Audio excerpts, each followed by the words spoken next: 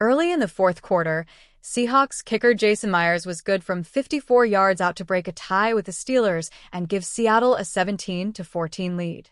On the ensuing kickoff, Myers booted the ball towards Steelers' rookie running back, who was standing just outside the end zone.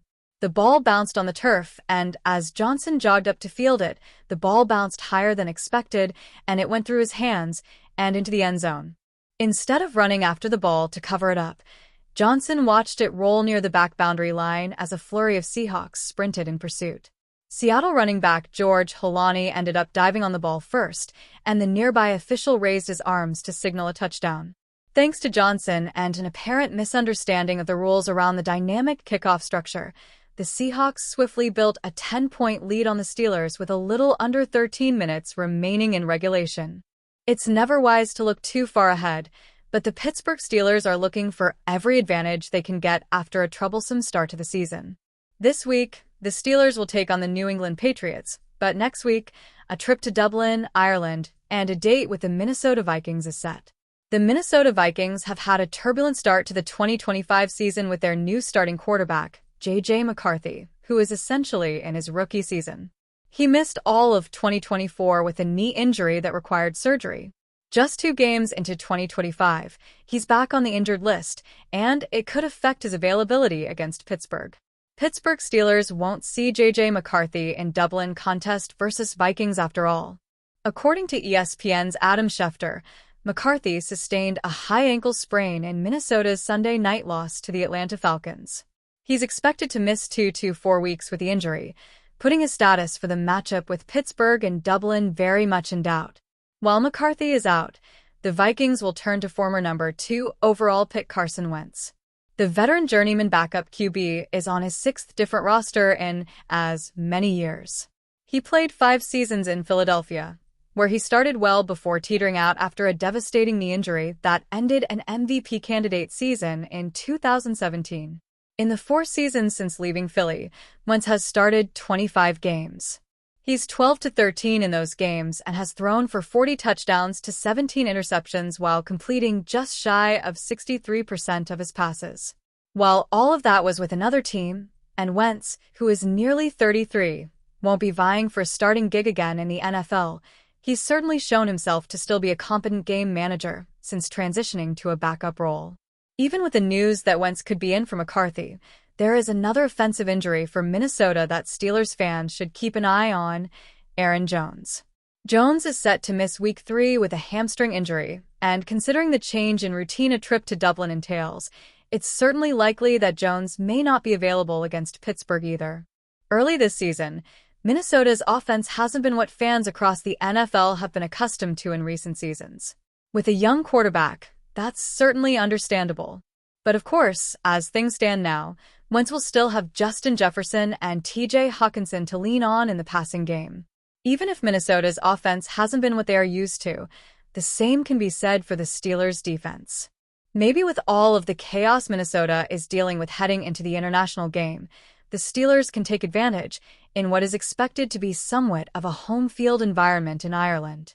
Aaron Rodgers was looking to his right after he accepted the first snap of a Pittsburgh Steelers third-quarter possession following a Seattle Seahawks touchdown that had tied the score Sunday.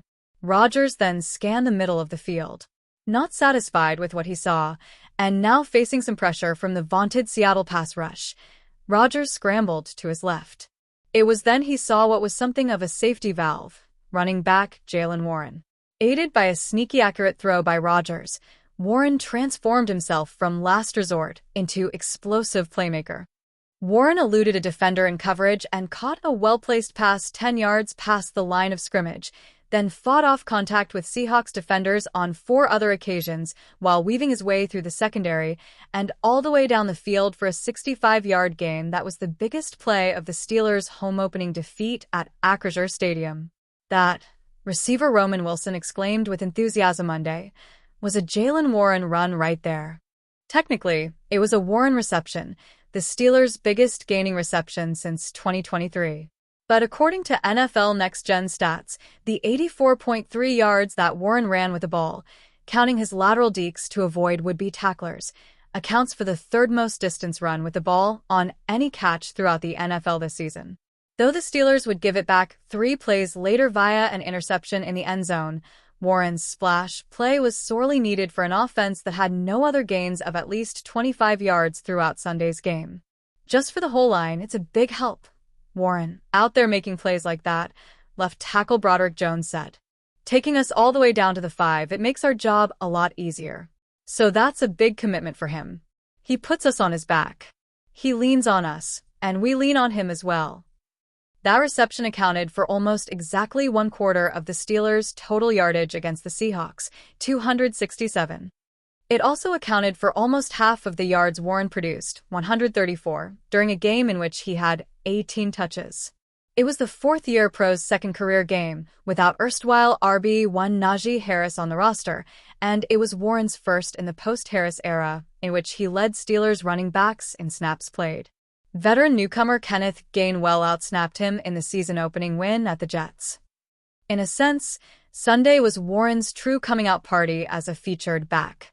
He delivered with a career high in receiving yards, 86, and second-most yards from scrimmage in his 50-game career.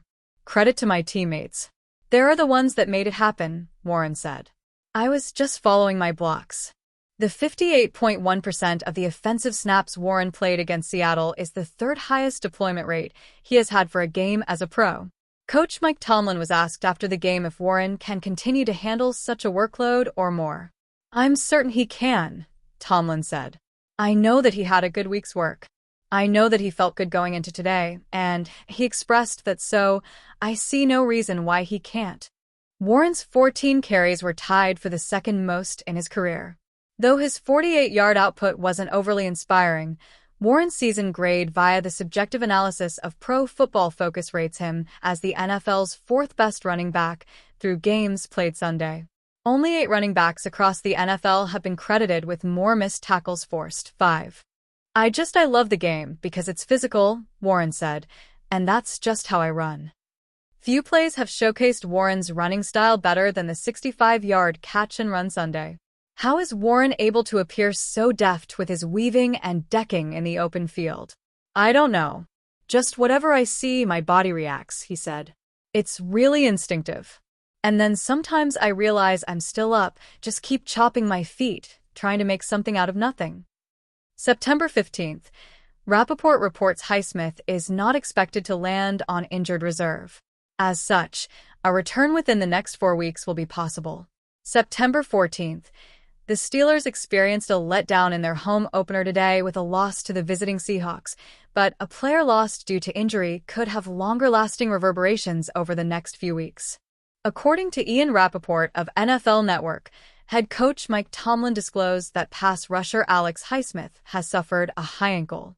High ankle sprains don't have a great reputation in the NFL. The injury typically holds an average recovery timeline of around 10 weeks. There's always a chance that Highsmith's could be a more minor occurrence, but even that would likely mean a 4 to 6 week absence with a stint on injured reserve. This has been an unfortunate trend for Pittsburgh over the last year or so. In 2024, Highsmith missed 2 separate 3-week periods. A groin injury sidelined him after only 3 games. Then after 3 games back on the field, an ankle injury forced the Charlotte product out for another 3 games.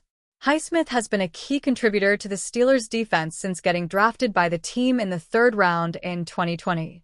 After coming off the bench as a rookie, Highsmith has been a full-time starter in every year since. Before last year's absences, he had only missed a single game. He exploded onto the scene in his 3rd season with a 14.5 sack performance, earning himself a 4-year, $68 million extension. He hasn't reached double-digit sack totals since then, but he routinely contributes to a defense that features other talented pass rushers like T.J. Watt and Cameron Hayward. The Steelers like a lot of the pieces they have in place along the defense, and young backups like Nick Herbig and 4th-round rookie Jack Sawyer could step up big in Highsmith's absence. Still, a potential IR stint could make things difficult as the injuries continue to stack up in Pittsburgh.